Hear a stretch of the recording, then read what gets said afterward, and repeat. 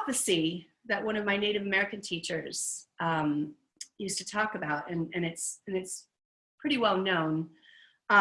It's a 2,000-year-old prophecy, and they believe it originates from the Amazon, but it was versions of this story existed in Incan and Mayan, even Aztec, and then up into the Americas, or North America, in the Hopi and Navajo traditions. It's the prophecy of the eagle and the condor. And it's a beautiful story. It's, like I said, it's a 2,000-year-old story, and it talks about these times today. So basically, the idea was that the eagle and the condor represented two paths, two different paths that humans would take.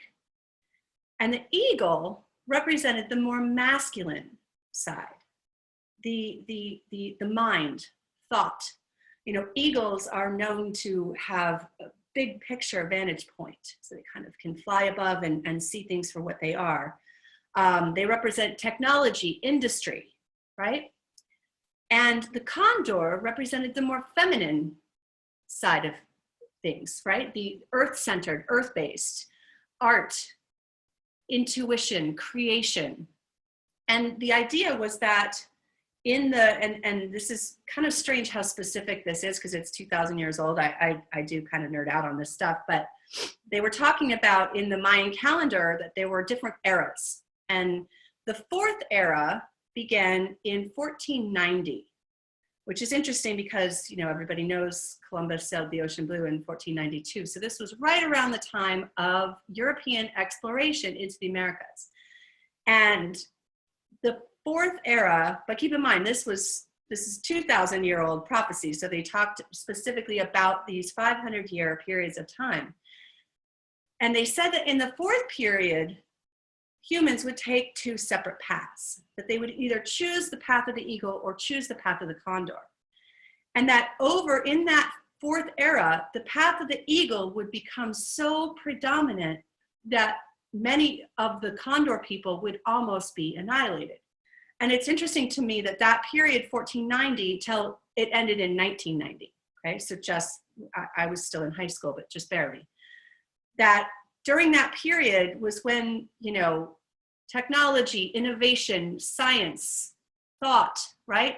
But also the destruction of indigenous people and destruction of the planet, the rainforest, you know, and that the idea was that in the fifth era, which started in 1990, so it ends in 2490, the eagle and the condor would come back together and give birth to a new type of human consciousness. So the idea that we would have to and be forced to remarry the heart and the head, you know, and a lot of people talk about like, oh, masculine and feminine, like they're equal, right? It's not like I'm like, oh, I'm judging the eagle, like, you know, yes, there was destruction that happened in that 500-year period that I'm talking about, but there was also incredible breakthroughs in science and thought, right? So, you know, and like I said, I'm not anti-masculine or anti-feminine, you know, that they're equal. And we all have equal sides inside of us also too, which is something that a lot of people do discover doing past life regression work with me. Like, well, I've been a man in a past life, I've been a female in a past life, and I can, you know, balance both of those sides of myself. But this is like talking about humanity at large. And it's really interesting how that prophecy and those two paths, I mean, we really can see, you know, without getting too caught up in like, oh, the prophecy came true, you know, because I'm generally not a doom and gloom person. And this isn't a doomsday prophecy. This is about learning as a species and humanity how to bring empathy back to science, how to bring, you know, love back into thought, right?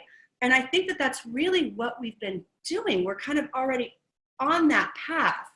And it's going to continue for, you know, we're only, what, 30 years into it. So we have 470 more years to really explore this part of us. But, you know, change feels difficult for us. We're used to these old ways, right? When we're kind of like, oh, do we do a natural remedy or do we get surgery? Well, they're both important, right? We need herbs and plants and plant-based medicine, but we also need science, technology. So I thought that prophecy that came to me this morning when I was meditating on this, and it's really kind of things like a global pandemic would really kind of force us to do that, particularly a pandemic that impacts us all equally.